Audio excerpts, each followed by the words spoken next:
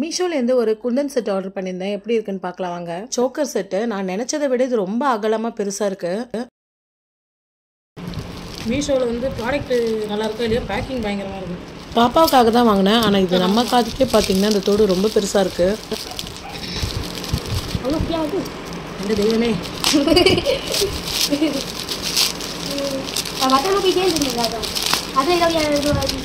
வா வா வா